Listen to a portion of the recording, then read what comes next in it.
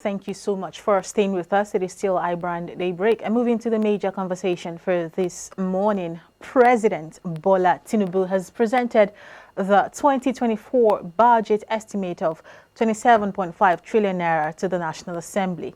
Christened the budget of renewed hope, the president said it will ensure microeconomic stability, poverty reduction, greater access to social security, among others.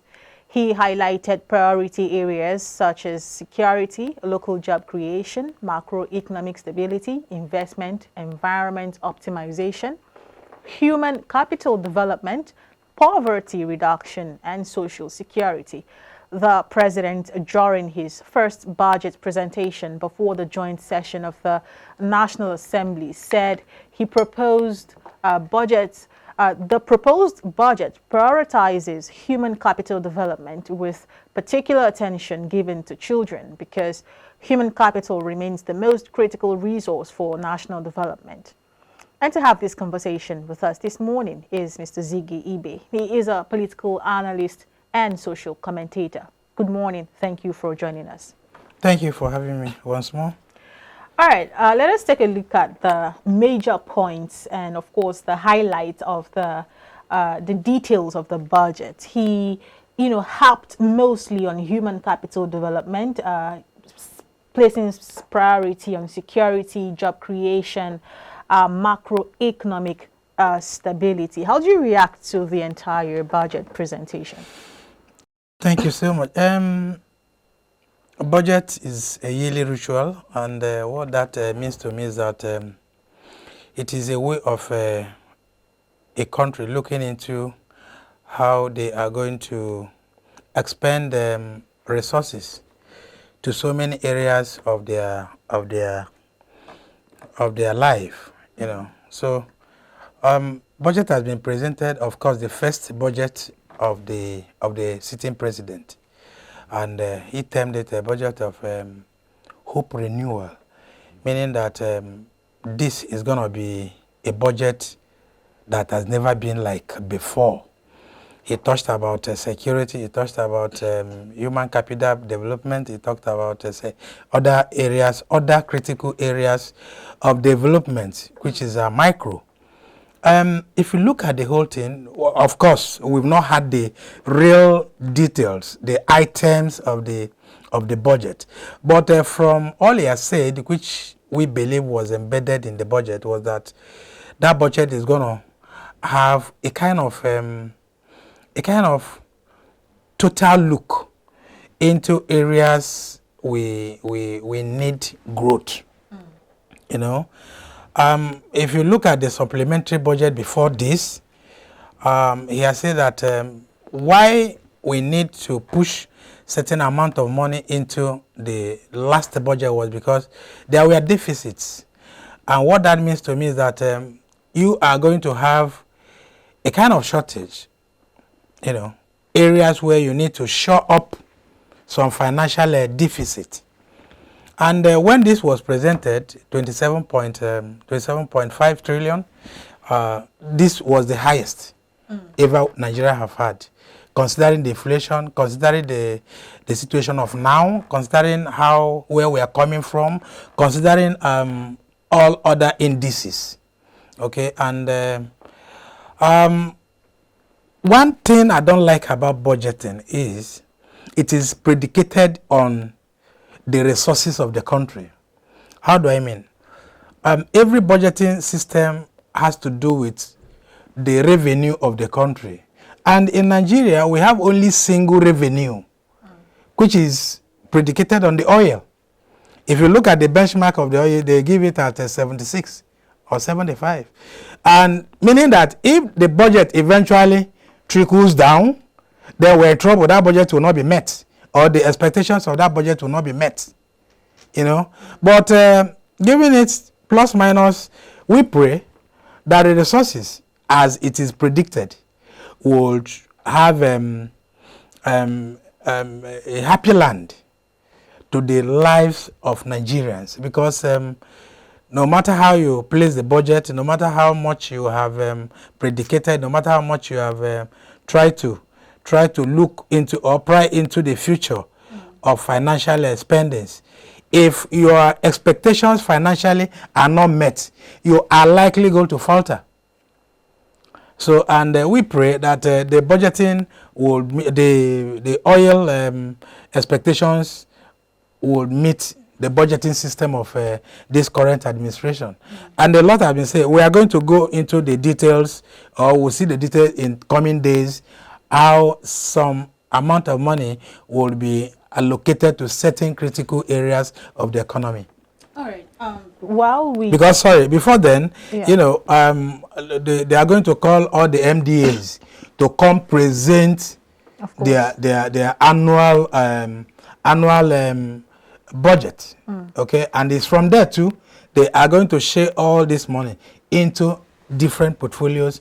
Then, if the amount budgeted for is not being got from the oil revenue, because as it is, that's why I say my fear is we have only one source of income, and that is all the money or revenues coming from oil. If we had other areas like agriculture, we have other areas like, you know, we wouldn't have issues. We wouldn't run into bulky waters. Okay? But I hope we are going to have enough resources to be able to cater for this budget. All right. Talking about the deficit, during his intro, he mentioned that part of the major things he prioritized on as he got into office was, of course, taking away the fuel subsidy, which, according to him, had ripped off the country generally. And he did mention that kind of gave way to the supplementary budget that we saw earlier. And according to him, I mean the president, it was to kind of create a proper or a more calm environment for macro and microeconomics to grow, stabilize it for a while we look into the future. But then it also states that some of the deficit that might come as a result of this budget that we're looking at right now currently, and of course, as you have stated, having just one source of revenue income as a country, the deficit will be funded, according to him, by borrowings. So we're back to the point where we are also still borrowing, and there aren't any proper plans made to pay back what we already owe and, you know, fund the economy generally away from oil. What do you think this, you know, portends for the country? The greatest danger we've experienced in this country is corruption. Take away corruption from our system, we certainly will have enough money to fund all areas we've budgeted for. Okay, and you see, just like it's a street balance. One person in this country is richer than this country. One person. Going by all the testimonies we've got from court cases and all that. Individuals that are tried in this country, many of them are richer than this country. In fact, if you talk about that 27-point-something trillion, one individual in this country has it. Until we have a stronger system that will checkmate individuals from amassing so much wealth that they don't need. Otherwise, it is very dangerous to actually borrow to eat. If you check so many of the recurrent expenditure, is what kills us. You know, that is the danger we have. The recurrent expenditure is where most of this budget goes, where you have all the money, larger chunk of the money goes to, and that will now trickle the amount of money you have for other infrastructure. Okay, and like I said earlier, the only source of this income is from just oil. Oil has been estimated to be at 75 per barrel. If that goes down, imagine what it looks like. And that's why during Obasanjo, yes, towards the end of Obasanjo and when Yaradua came and all that, we begin to see a lot of plummeting of things not actually holding at the same time, because the oil prices actually went down. And all the expectations, all the money we intend to realize from oils, we are nowhere to be gotten. Then we have no choice but to fall back to borrowing. And like you said, the supplementary budgets, like when this thing was removed, when the fuel subsidy was removed, yes, some amount of money was got. And that's where the supplementary budget comes in. The money realized from there was actually thrown into fixing other areas. But what about if we had not? So the situation here now is, if actually some of these loopholes, some of the corrupt loopholes are blocked, if we don't have anybody who comes to take the larger chunk of this money from this system, we have enough, then we should sit up, the judiciary should sit up to actually collect our money from individuals who have them, because as we speak, earlier I said that so many individuals are richer than this country. In fact, so many individuals can even fund some of this budget, country's budget. Some of the amount of money in the hands of individuals in Nigeria is far, far higher than some countries' budget. So one will now begin to ask, why do we actually borrow to fund our budget where we have the money?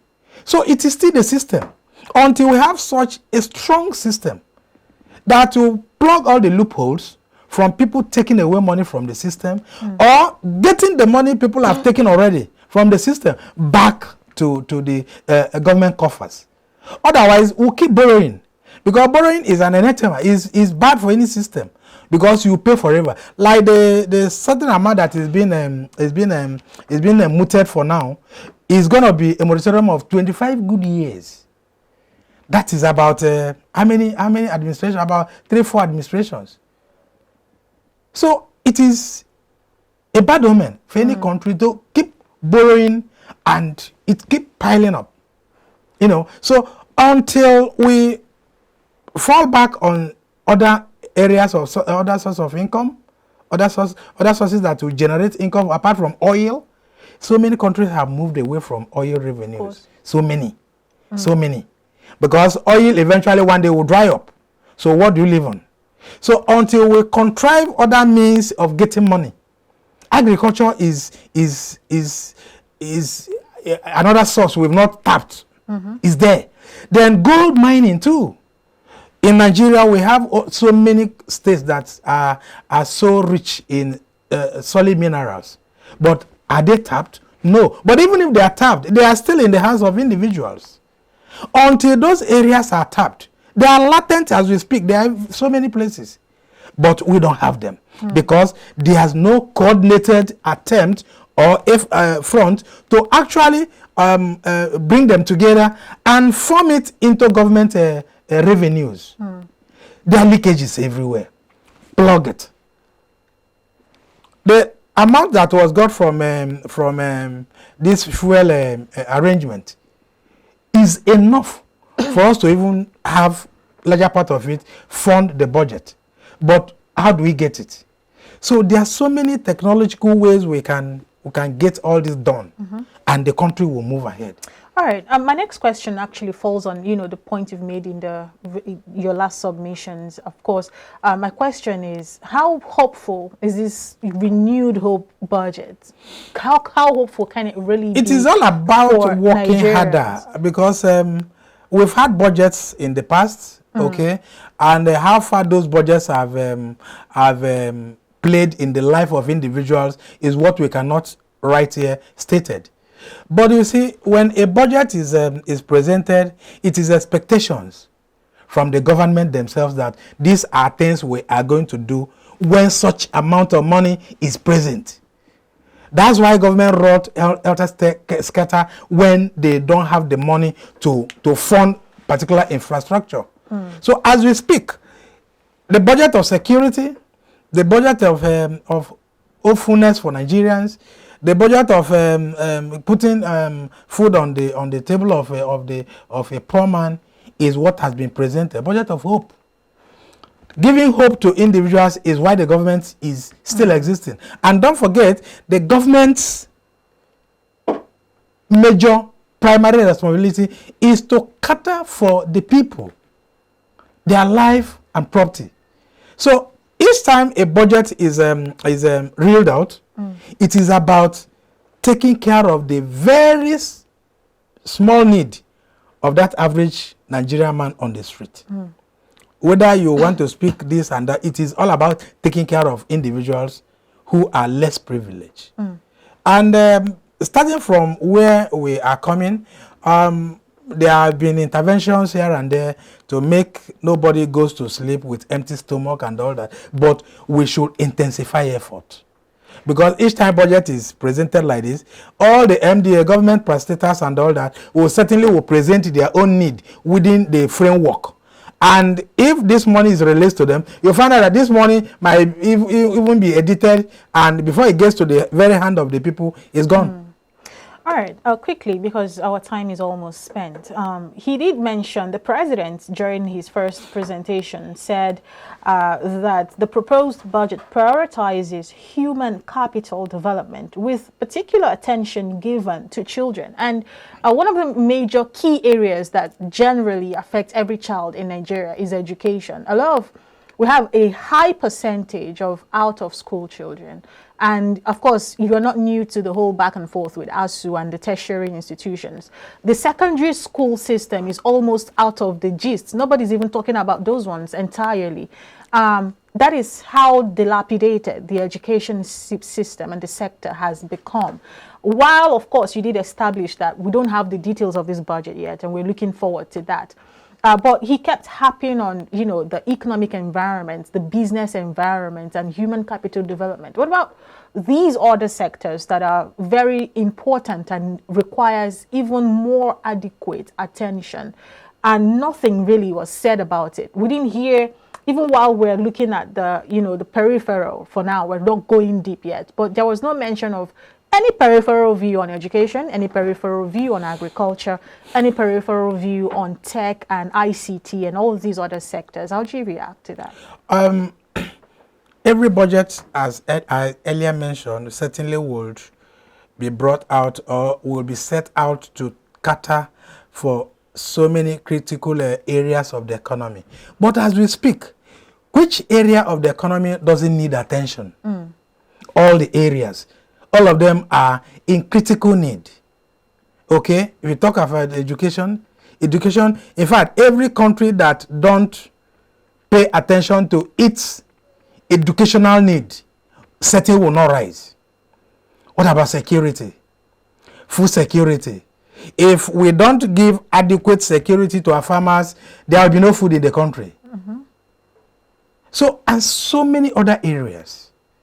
Okay, and your fear is just like my fear that, look, if enough attentions are not paid to so many of these critical areas, we might still be where we are, still be telling stories, still be coming to analyze without fruition.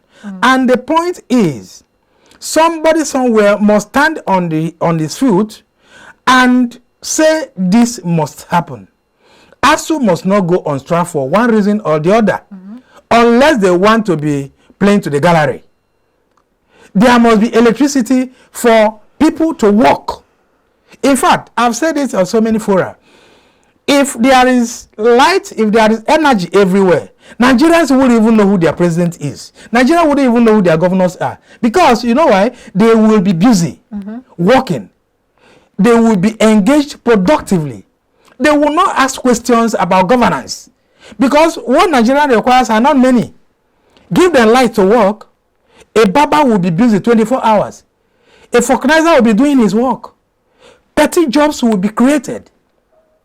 Created business environment. Government has no reason to go into business because governments are not business oriented. So if you create enabling environment for people to do their business, nobody will even remember the presidency. If on election they will come and just go to their business. These are creating enabling environment, water the grounds, enough for them to do their business, to work. So creating good business environments for people to go to their business. Artisans, create foundries everywhere. Give employment to people, because by the time you create, look at the loan business people take in the country. It is terribly too high. It is only those who are involved in fraudulent businesses that can afford it, because the digit is in double ratio. Digits, yes. So how do you pay that? Until the digit, the loan companies, the banks are friendly to create enabling environments for people to come take your loan. Why are we having so many loan defaulters? Because when money is given to them, they hardly can meet up the loan demand. Okay? And they need money. So government should create all these environments. When it is flourishing, government don't give employment. Government don't. Government is not an employment sector. No. It is individuals, it is the artisans, the business people and all that creates employment.